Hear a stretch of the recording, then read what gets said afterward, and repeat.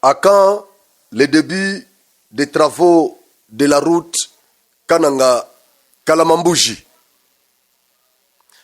Pour Mwanzangoma Andemba. Kamwandu, félicitations au gouverneur Moïse Kamboulou. Félicitations. Pour Louloua, félicitations encore au gouverneur pour la vigilance. L'avarie urbaine de la ville de Kananga. Et ça, ma question, auto abordé na émission Oyo. Na la moi ba mise au point na ba projet ya l'État. Je ne veux pas encore na kende logique quoi na projet chef de l'État non. Projet ya l'État. Projet à l'État. Oui, tout ça là qui pressionne le chef de l'État. Mais j'estime que nous devons commencer à parler, à nous adresser à l'État au lieu de nous adresser au chef de l'État. Les projets n'appartiennent pas à l'individu président de la République. Les projets sont lancés par l'État congolais, exécutés par l'État, financés par l'État congolais, exécutés par l'État congolais. Voilà pourquoi je préfère ici parler de l'État que de l'individu, parce que l'individu est passager. Nous avons le principe de continuité des services étatiques. L'individu peut passer, mais l'État congolais ne passera jamais.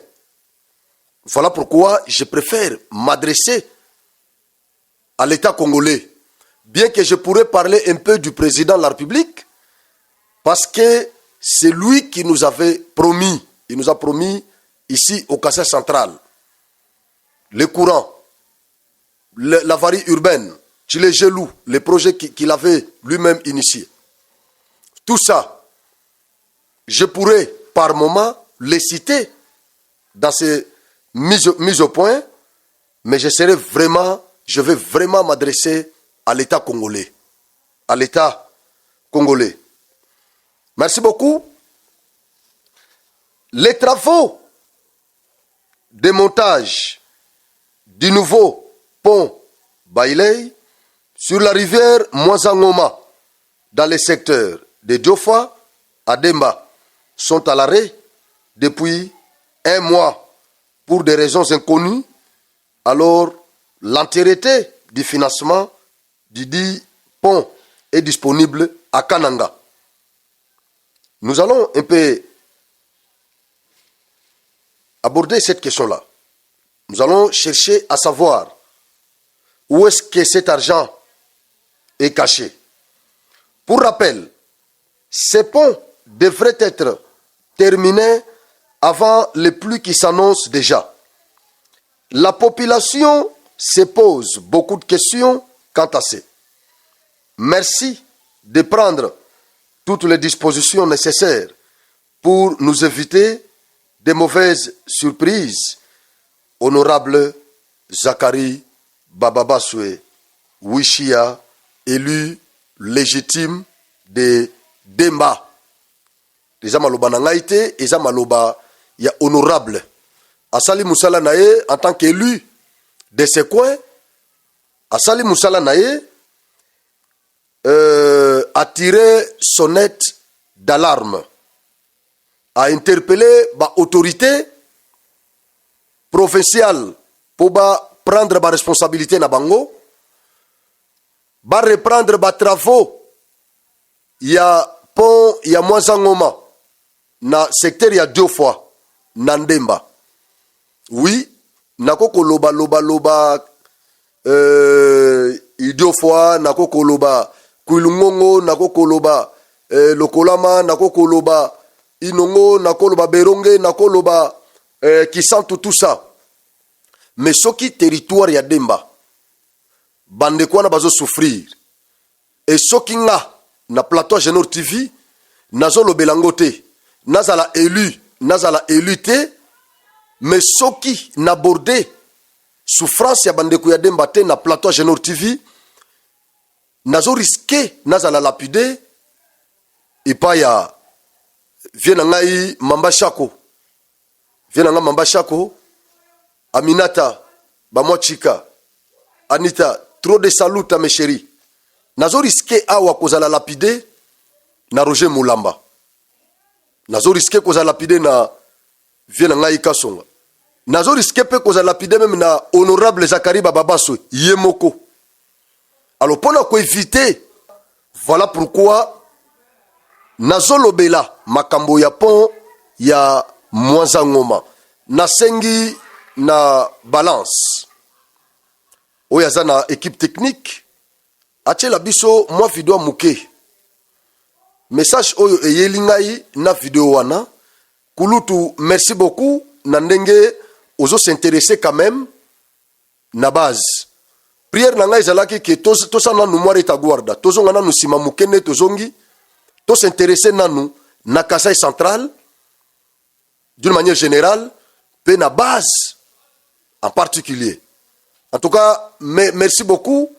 Merci beaucoup Kulutu nandenge o s'intéresser biso tozu yango. Tozu yango to continuer ko sala ko cha makelele esika mbongo ezali il faut monana. Ouais, c'est ça le problème. Komesana wana eza Israël Mutombo. Aloba souvent que komesana eza infraction. Esika mbongo ya pont ya Mwanzangoma ezali il faut to monati. Ezali sumute il faut toyeba honorable nde muto alobi ke mbongo wana nyonso eza déjà awa. Alors il faut to luka toyeba côté mbongo wana ezali. Mais je sais que travaux ya Mwanzangoma et banda avant Moïse Kamboul. C'est que financement est ya avant Moïse Kamboul. Mais au nom ou bien en vertu du principe de continuité des services étatiques, tokoki ko s'adresser na actuel gouverneur.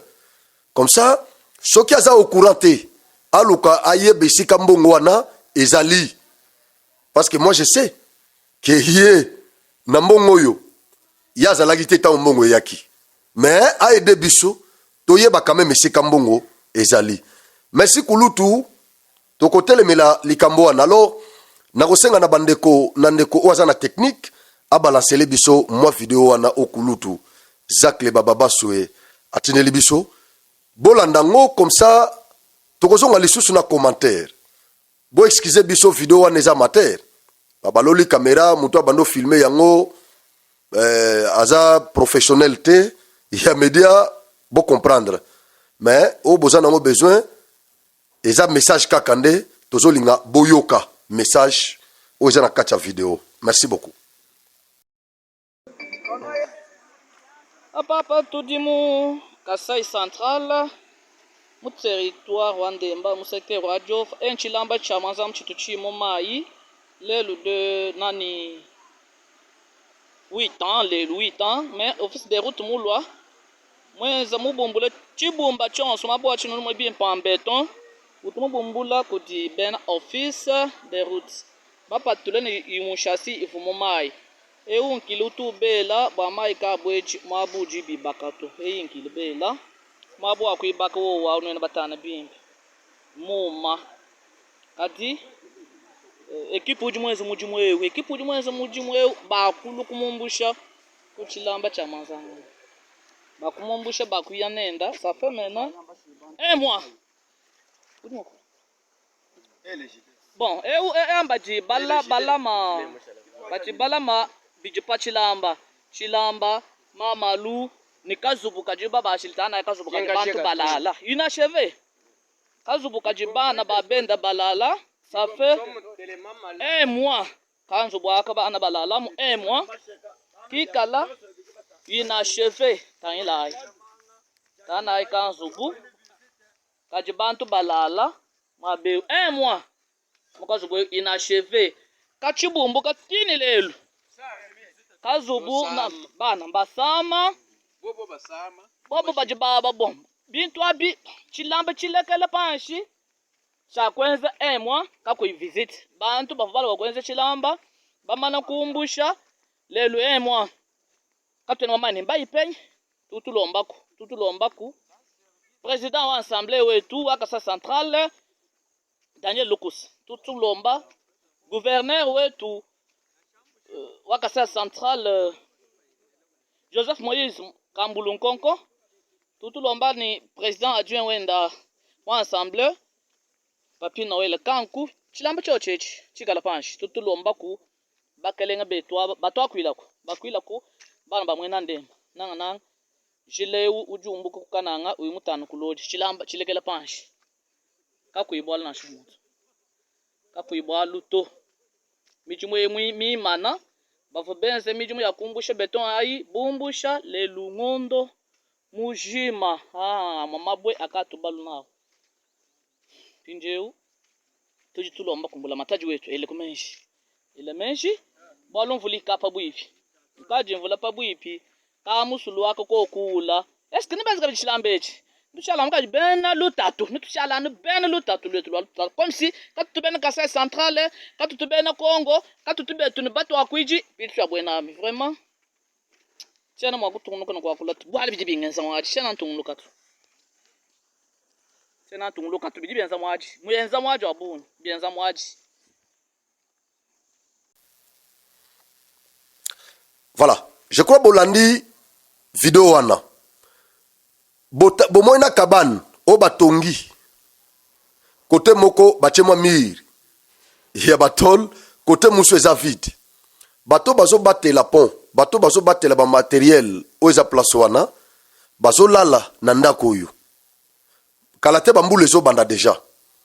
Honorable Zakaria Lobi pont wana il n'y a déjà ici là selon ndenge projet zalaki il fallait qu'il ici là avant bambula oyo ezo s'annoncer déjà mais kalate bambula ezo banda déjà kokoya mais pont nano eza lancé te bandeko oyo bazo batela pont wana condition bango bazo lala est-ce que koki ko permettre bango babombela biso ba matériel wana malamu question mark bakozala tenter ya côté kate ata eloko moko nzala mbula malili koluka café soki nanu ndako eza te bongo café bakozala nango question mark eloko todenosaka eza nini tomonaka mabe dans les chefs de ces kleptocrates de ces détourneurs eza nini bodetournaka boyibaka me mbongo wana botiaka ngo wapi soki mbongo wana eza te nalobi te ke basi bazwi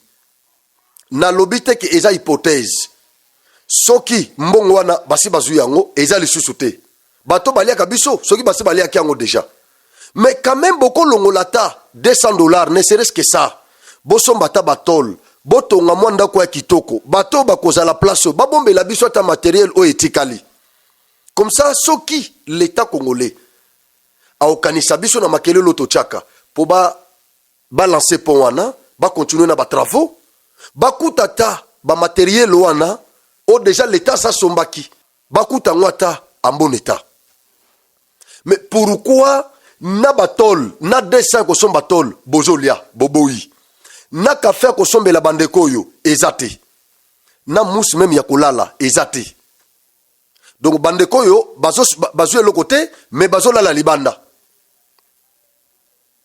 Alors qu'est-ce qui est à la base? Il y a arrêt, il y a travaux oyo. Parce que misale bando tambola bien.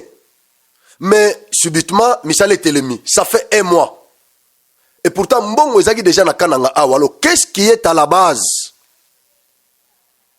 Et mbongo wana eza wapi? Tozo c'est la réponse avant to banda ba bruit. Tozo c'est la réponse mbongo wana eza wapi? Et qu'est-ce qui est à la base? Il y a arrêt, il y a travaux wana. Il y a pont, il y a Mwanzangoma. Na secteur, il y a 2 fois. Naboyi balapide ngai.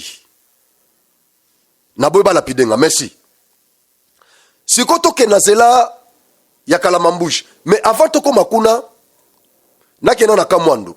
Na pesi merci na non, félicitations parce que merci c'est comme si ce n'est pas son devoir. Non, c'est son devoir. Le gouverneur a le devoir de faire le suivi de tous les projets du gouvernement, que ce soit central ou provincial, lancés ici au Kasai central. C'est son devoir. Mais néanmoins, je félicite le gouverneur Moïse Kamboulou. Parce que c'est un homme du terrain. il ne reste pas trop au bureau. Il est trop sur le terrain. Dans les 7 jours de la semaine, il n'a que 2 jours de bureau et 5 jours du terrain. Voilà les gouverneurs dont le Kasaï central avait besoin. Malgré qu'il n'y a pas encore beaucoup de financement, mais quand même, il y a des signaux. Il y a quand même des signaux qui nous encouragent. Voilà pourquoi nous vous soutenons et nous vous encourageons. Le bureau de l'Assemblée provinciale. Kalate boyokaki. Na grand marché ba bruit moko zalaki wana makambo ba taxe moko wana soki taxe ngo ezaki ya nini tout ça. Et banda ko peser likolo ya ba mama na biso. Président ya bureau ya Assemblée provinciale na équipe na ye bakita na terrain bake ko s'enquérir na situation. Et basilisi yango batu babeti maboko ba mama na biso basepeli. Président Daniel Lukusa que je salue. Et donc, nous avons un bureau de l'Assemblée provinciale des responsables. Et nous avons l'exécutif provincial des responsables. Tocha makelele na kamulumba. Tokenda kamulumba. Na Genor TV, na équipe à Batebele. Nous sommes allés faire le bruit là-bas. C'était avant Moïse Kamboulou. Et ça qui n'a pas période, il y a John Kabeya. Je parle de Kamwandu. Merci beaucoup. Merci beaucoup, Soda. Je parle de Kamwandu. Tokenda ki na Kamwandu. Tokenda kocha makelele. Tolobi, cimetière ya Kamwandu. Eza en danger. Wana John Kabeya, azaki na gouverneur awa. Ils avaient fait sourde oreille. Lelo Moïse Kamboulou a eu pouvoir. Kamwandu, boke na Kamwandu. Bokuta ke batravo izawana. Batravo izali. Kalate. Zelone kozala asphalté et cimetière na biso Kamwandu et kozala épargné na danger. Parce que nous avons quand même un gouverneur conscient, un gouverneur responsable de ses tâches, qui comprend quand même ses prérogatives. Le gouverneur qui est vu là où il est attendu. Le gouverneur qui est senti là où il est préféré. Voilà les gouverneurs dont le Kasaï central avait besoin. Et non une autorité qui est vue là où elle n'est pas attendue. Dont le pouvoir, l'autorité est sentie là où elle n'est pas sollicitée. Là où vous cherchez l'autorité provinciale, vous ne la voyez pas. Mais vous la voyez là où vous ne la cherchez pas. C'était un contraste. Mais aujourd'hui, quand même, nous avons des autorités qui sont sur terrain. Mokakosua na gouverneur Moïse Kamboulou. Ba autorité ya province bakende kiti na pont ya Lulua. Tobelela ki awa. Ba ibisaki biso ke pont wana ezaki na menace. Ba grand car kenda kelega ka ezo kende Lubumbashi ezo uta kini ezo etimbujuma ezo lungambujuma Kinshasa tout ça. Ba grand car elega place wana. Ba autorité ba boyi kozela ke dégâts et salema ba décréter deuil provincial. Balobino, nous devons anticiper. Ba komi na terrain pour ba s'enquérir na situation, ba s'enquérir na état actuel ya pont wana. Nous applaudissons ata soki tozana nous na courante, tozana maïté, tozana biloko belete, mais le fait est que tozomo na bino esika tozo lukabino, esika population azo lukabino, bozo monana na ba place wana, bozo compatir na population, botiki ba bureau, c'est déjà quelque chose pour nous. C'est déjà quelque chose pour nous. Moka Kosoa na gouverneur Kamboulou, Moka Kosoa na président Daniel Lukusa, vous êtes senti, vous êtes vu là où vous êtes attendu, c'est tout. Na début ya mandat ya gouverneur, na senga kiye biloko mibali ya liboso, sangisa ba pasteur, ba sambela, ba pambola mandat da yo. Culte moko écuménique, et ça l'a qui organisé awa. Gouverneur Yemoko, il avait pris part. Yami Balé, nasengaki gouverneur, tika bureau, zala na terrain, soko landi biso, et puis, bolandaka ba média na biso, bolandaka awa, bolandaka ba média Kasai Central. Parce que bino bozo diriger biso awa. Mais kolanda ba média o eza musika o eza na Kuilungongo, ozola na media o eza na Kisantu, ozola na media o eza na Kipushi, ozola na media o eza soki wapi. Non, landa media Kasai Central. Ba caméra ko za na terrain, ba journaliste ba ko za na terrain, biso nde to ko informer bino. Biso nde to ko présenter bino ba desiderata ya ba centre kasayen. Et ça ba to libanda ya musikate. Donc suivez-nous, suivez-nous. Parce que biso nde to zo ba appel ya ba centre kasayen. Place le luboko zo menacé. To kiti na terrain, na kenaki awat. Boze la susu te ko ndenge bete le ezindaki le no batuma komo regretter pasteur John Tumbamai ba ebisinga ke apikaki Christ tout ça. Luboko moko zo menacé susu buena mutu. Na église la gloire de l'Éternel. Nanzela ozo kende cimetière. Luboko moko za na se wana eza terrible ezo ya mabe. Na sengi na ba autorité provinciale bo s'intéresser na luboko wana juste kaka sima ya église la gloire de l'Éternel ya pasteur Kaba. Tétérosif moko so ya kuna ya mabe eza deux. Moko etali na hôpital général mususu ezo mataver buena mutu. Il faut qu'on attaque yango dès maintenant. Je sais que nous avons des autorités responsables. Merci beaucoup. Bandegwa Kamulumba, ya Kamwandu. Tant que monarchie quand même présence à ba autorité. Je crois que c'est pelaki. Parce que tant que biso kena Kamwandu. Bazo le la balobi. Biso toza lokola. L'État yeba kabisote. Toza lokola. To vivraka. Nazamba moko toza lokola ba patride bato bazo appartenir na nation moko te bato akamulumba baloba na biso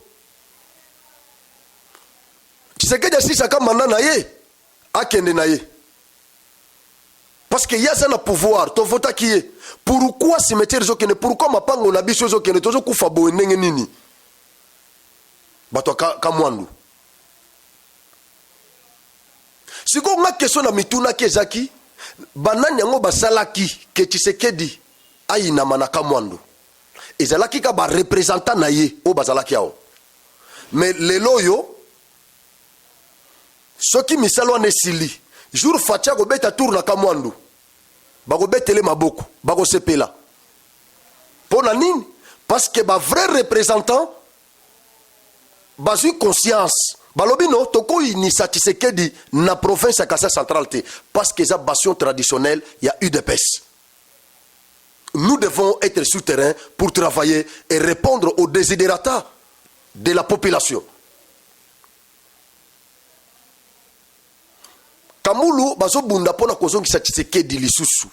À 100% na mitema, il y a ba centre kasayen. Si on a abordé question, il y a route nationale numéro 1 pour na kochite na kananga kalamambushi projet wana pour ba mbodi eza wana na kobeta ba plan. Route nationale numéro 1 eza ba travaux neza exécutés. L'entreprise arabe contractor, il y a des égyptiens. Batouana baosala musala ya malamu. Batouana bangonde batongi nzela ya 222 ti chikapa ti kamwesh eza bango. Nzela wana même soki oke kisasa partir ya chikapa nzela bandundu na c'est tout ça.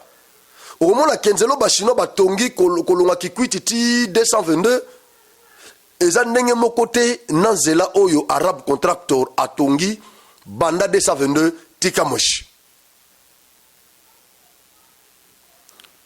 Mais bazako éprouvé quelques difficultés ndenge tozoloba awa parce que chef de l'état asengaki bango basala 6 mois basilisa misala na bango dans 6 mois baremettre biso route wana. Ils étaient d'accord. Nazana bato ebele ba travail kuna na kendaka tout ça bata mususu na longwa pe boye na longwe na ke na nzela wana na ke bena mande na ke timata makuna sans caméra sans nini na ke na ngaga na vandi mo place moko boye tamuso ba ebinga te na vandi na ngai naza ko s'enquérir na évolution ya ba travaux wana na poser moi ba question na tindaki pe cameraman moko akendeki na nzela wana tout ça. Alors ce que nous avons découvert sur terrain, c'est que Arab Contractor a éprouvé des difficultés pour le moment très sérieuses, il y a des matériel.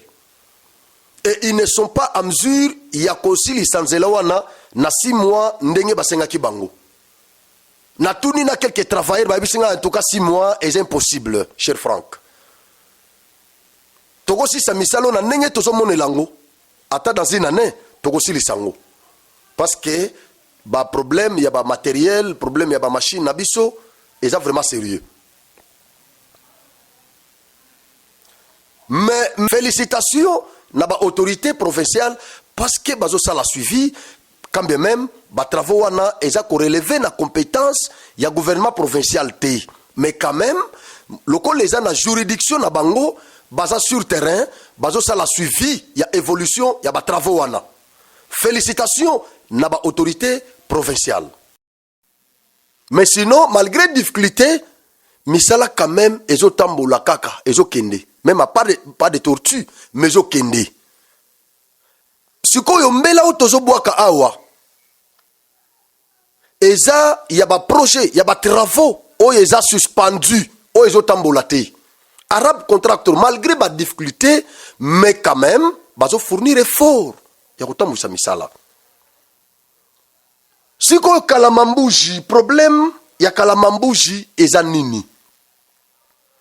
Kalamambuji, bomona kinga na terrain, tango ba eko relancer ba travaux wana, et pas ya ministre en charge des infrastructures. Alexis Guizaro, na agence congolaise des grands travaux. Ba autorité na biso local, bazalaki. Genor TV, ezalaki. Ngamoko, nazalaki. Bomonaki ba image et puis na lobaki awa na plateau na ngai na lobi na onga na moni na discours onga na yoki en tout cas ça promet. J'ai été même attaqué par quelques centres kassaïens o balobaki na nga Franck tika kozwa risque ndenge wana. Ces gens là nous les connaissons ba discours na bango eza démagogique. Tosi tolia ba promesse ebele tika kozwa risque parce que na lobaki na chena musapi na mesa soki musala ne silité bokata musapi na lobite ke ba kosala ngote ba kosilisa te mais na ye na plateau pona ko dénoncer léthargie na somono on dirait négligence moko ko on dirait bat balali biso toza babwa kimbela pression auto salaka na micro yangonde epusaka ba autorité bakita na terrain bakende kotala bachape pression mbongo ya d'ailleurs kutu projet wana Alexis Guizaro aloba na biso que nous avons déjà 40 millions de dollars disponibles pour na kotonga nzela ya kananga Kalamambuji. Alexis Guizaro yemoko na stade moderne, stade de football na Kanyuka. Alexis Guizaro yemoko. Mais depuis ces relancements là jusqu'à aujourd'hui misala no bandité. Je pose la question à Alexis Guizaro et aux autorités congolaises. À quand le début de ces travaux de la route Kananga Kalamambuji? À quand le début de ces travaux? Parce que ceux qui t'ont lali, toko kipe ko sutuka boye, mandat yami bale o ya chef de l'État et sili, to tikali atana elo côté.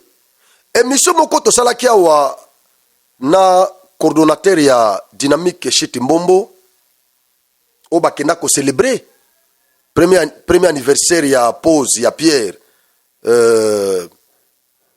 oyo nani gouverneur na biso honoraire John Kabeya akenda ko poser jour pour jour et sali une année na Chiti Mbombo conteneur est vide et le kozate battle et c'est quoi matiti ils ont poussé déjà. On m'a informé que le gouverneur, ancien gouverneur John Kabeya, honorable John Kabeya, est président de caucus, il y a des députés à Kassai Central, à cause de la Kananga, jeudi prochain. Jeudi prochain. Je crois que c'est le 29. Balobi, à Koya na Kananga. Kananga, et c'est pas na bango. Na senga, biso za bato ape. Biso ya kana micro. Na senga na population, to mena saka bato te. Honorable John Kabeya, a na Kananga. Kananga, et c'est pas na bango. Ouais. Eze pa na bango akokoya oto salaka ezande tozo lakisa bango mabe o bango bazo sala na province na malamu o bazo sala na province, c'est tout ce que nous faisons. Mais ko attaquer mutu ko finga mutu ko kende ko menacer mutu, ça ce n'est pas normal. Ya ona sengi na bandeko azana ba fan na ye bakindo yamba ye azana résidence na ye awa akinda vanda biso peto continuer musala na biso ye en tant qu'élu na biso akoko ya ko passer vacances parlementaires na ye na Kassai Central amona pe makambo zo salema passe ya bandeko akoke ne pe ko loba kuna oya oka ko sala wate akoke na ta ko sala na parlement, il n'y a pas de problème. Alors boti kaye aya na kimia avant de pas na ye problème ezate. Mais biso bambodi to ko beta kaka, biso bambodi to ko beta kaka poto décourager ba ope basa na pouvoir basa la biso mabete po ba comprendre que soki mandat esili soki basali malamu te ba kozala na problème sérieux parce que tokoyaka kaka. Mais John Kabeya ba ebisinga kazo ya le 29 aya sala makambo na ye mais loko nga na kosenga na Moïse Kambulo papa tongela biso Kassai Central parce que vous êtes Moïse. Comme ça tango bande kwa na bazoya ba prédécesseur na nyonso ba lia biso mbongo na bike mususu o basala quand même malamu bazali. Mais au balia biso mbongo ya ba projet na Kassai Central totikala sans courant toza na ngoyo précaire mai précaire totikala na Kassai Central sans courant sans mai sans nini batu nyonso balia biso mbongo wana papa tongela biso mboka oyo so ndenge bazoya wana ndenge bayaka wana bakuta courant permanent mai banzela kitoko biloko ekiti prix bakuta nyonso awa bayoka soni. Alors, na émission to sala kinandeko quelques centres kassaïens bataké les sous invités na ngai oh non bataké ba centre kassaïen balobi baza ba insatisfait éternel. Non. Vous avez extrapolé.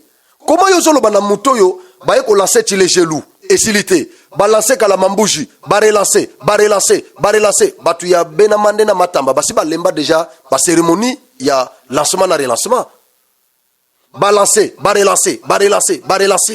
projet silité 5 ans ici 6 ans ngoyo et silité la lutte anti-érosive ba balancer yango ba biso 100 millions de dollars ezaki déjà disponible ti lelo ata loboko moko o ba étouffé ezate nyonso zo menacer kananga ba église ezokende ba pasteur bazoko ya ba tension Chiti Mbombo ba ke ko poser première pierre ba relancer yango après ba bakole na ba Codesco tout ça ba relancer yango 6 ans yango yo 7e année yango yo ata lotiliki na kananga ezate.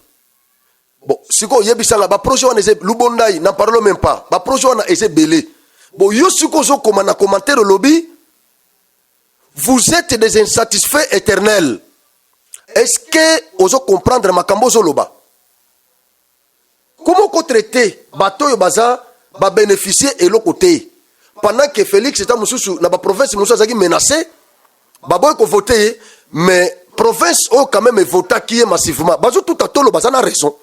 Ils ont raison parce que na politique bakope so mandat pambate na politique basala na cadeau te bango moko ba politicien ba yebi on ne se fait pas de cadeaux en politique. En politique les alliances se font et se défont. On dit que la politique est dynamique. On ne se fait pas de cadeaux. En politique, ce que nazo landa yo, et ça pour l'intérêt. Ce que nazo ya na micro, nazo lobela yo, nazo soutenir yo. C'est ça pour l'intérêt, mouton ko sauter. Intérêt cause à la générale et cause à la paix particulier. Et cause à l'ozomona que mouton ça na bonne volonté ko tongamboka, l'auto soutenir yé, et c'est intérêt. Mais ce qui siko yo, to accompagner yo na des mandats. Siko na suka, l'ozomona pena que zo boité. Malgré que yo, vous avez un problème, vous lancez un projet. Mais bateau yo tindi, bateau le bisolar. Mais yo ne te quoi attaquer. Pour yo zongi la siko bango, o sanctionner ba mususu. Ce qui nous offusque, c'est que, ata moko na bangote, azana makala. C'est ce qui nous offusque parce que soki, bandeko na ta mi balé mi satu, bazaki poursuivi, condamné. Tolinga tout la ta apaisé. Mais le fait est que bango nyoso, bazou ba mandat musu sélectif, ba musu bazou ba nomination, bazou na pouvoir, et ces gens-là sont à l'aise. Mais nous continuons à souffrir. C'est ce qui nous offusque. Voilà pourquoi ras-le-bol, Nabiso, et aussi il est là, et pas président de la République, Moutou Atindara Tindara Bango. C'est ça. Alors, Nzela Kalamambouche, Alexis Guizaro, Nayoka ki eloko moko, Nayoki Namato Inanga eloko moko lissus. Que ba tireur de ficelle. Babana Gotia Moïse Kamboulou pression. Pour Matakin, le projet déjà lancé, la Rezali déjà sur 40 millions, a kende kuna comme ça, coopérer déjà, bakabolela na ba pourcentage. Comme ça, zonga, ko dipe biso. Na yo kaki eloko moko ndenge wana, que Moïse Kamboulou a rejeté yango. Alobino, je ne viens pas. Mbongo nyonso oye na Kassai central, c'est pour le Kassai central. Compromis moko e kozala te na makambo ya ba projet ya Kassai central. Toko landelango, toko respecter ba règle scrupuleusement. Tina souka, tout le monde sait toko soukela. Ça c'est le gouverneur du Kassai central. Aboyi, ba sollicitation, ba appel, il y a ba tireur de ficelle. Il y a des dinosaures, il y a des prédateurs, il y a population centre Kassaïenne. Aboyi, bapel na bangoana. Alobaki a déjà na campagne, Moïse Kamboulou, Alobaki a promis Kibiso. Alobi, je ne suis pas une marionnette. Je ne veux pas diriger cette province par procuration. Il nous avait promis ça. Je le retiens. Et les lots, bazane ka na téléphone. Tozo yoka bazane na téléphone. Biso ba caméra ezalaka partout. Ba caméra eza partout. Bazane ka na téléphone. Bazane na téléphone. Bazana kuya. Kuisa. Yaka. Loaku. Viens. Il ne fait pas. Il dit non. Mbongo nyosha ba proche à Kassai central. Et ça pour na Kassai central. Ate ye 10. Ya Kassai central. C'est fini. Makamo ba poche ya batu wana tout ça. Kassai central ce n'est pas vos poches. Kassai central c'est nous. C'est nous. Bravo, na gouverneur Moïse Kamboulou. Agence congolaise de grands travaux. Avant boya ko relancer ba travaux oyo. Gouverneur Moïse Kamboulou a ibisaki bino. Soki bosana nous prêter yako banda misala oyo. Boti kanga yangani nafa na kimia na uchi kozwa manda na ngai. Nafa na kimia na mona kote na komi buaka. Na mona kote na komi buaka. Mais, Bolobi na Kamboulou, ne vous en faites pas. Il y a déjà 40 millions de dollars disponibles pour la route Kananga Kalamambouche, pour la stade moderne. Tozo ya ko relancer ba travaux. Vous êtes venus relancer ces travaux. Alexis Guizaro, bisoye toza na débit. Papa, okozanga nenga ko na kananga awa. Je vous dis, soki kaka ina ne koki, bosali biso scénario bosala kiawa. Boloué ba tracteur ya Lubondai. Bon, mati chef de l'État. Awa li susu ba tracteur o ya bo relansaki na ba travaux wana. Toyoki kezaki ya binote. Siku ba tracteur ya ba entreprise wana eza wapi. Miso na biso eza ya kofongwama. Miso na biso eza ya kofongwama. Blague ezate ba tireur de ficelle Bokeba. Bokeba botiki la biso Kamboulou a dirigé province. A dirigé province. Miso jako fonga blague ezate. Toko sutuka bo to sutuki jour mususu tozo lala to sutuka bo pa mandat Félix Cécile. Kassai central, ni zela, ni maï, ni courant, ni nin. Après, bozo lo bake, boza ba insatisfait éternel. En sauté. Isso est brincadeira de main gauche tout. Isso est brincadeira de main gauche tout. É verdade, tu ouvi falar. Condition de vie, ya bandeko yo. Neto zo bapena bo masango e mati. Mais quand même bravo, na ba autorité ba tchaki pression, on appelle ça comment? Ba wagon, ya masango. Et où sont le Lubumbashi so qui va payer awa. Mais c'est déjà quelque chose. Vous avez des autorités, il y a Sokika Bogangi, Nzala, va trouver solution. So Bogangi, Lubuaku, Mabuaku, Ezoliabiso, va trouver solution. So Bogangi, Maezate, autorité Moko, Akiti, Nachibaji. Ake ko menacer ba to régie des eaux. Haibisi bango soki bozo linga, bosi mbisanga touche. Bokuta nanga na nzela na bino. Ça c'est Moïse Kambulo, ouais. Alors, nous avons un gouverneur comme ça. Il y a un centre kassayen, tous à la psycho vigilant, parce que nous avons un Ouazalendo devant, et nous les autres Ouazalendo médiatiques. Nous sommes là derrière lui, nous l'accompagnons. Nde nazolo baboye, bogi ki a nommé un conseiller, bogi ki naza na cabinet naye, non. Bosi mona photo na naye, te. Je le fais parce que je trouve que dans les chefs de ces messieurs, il y a la bonne foi. Il veut développer cette province.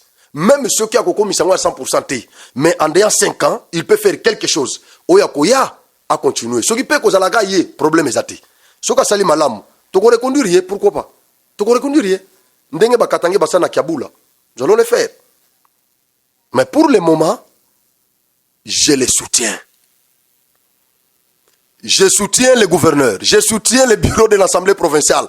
Tosimba yango na maboko, bango minyoso na maboko, toi fassé na bango. Ti 5 ans, bako tiki la biso te logo na Kasai central.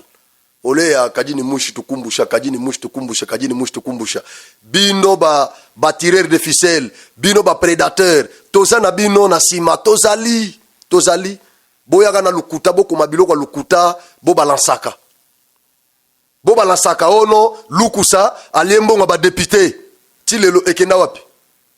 Na sala réplique à moko, na expliquer bino vérité. Tilelo, boyoka kango susu. Nous sommes là pour la province. Merci. Tokutani, na numéro mususu.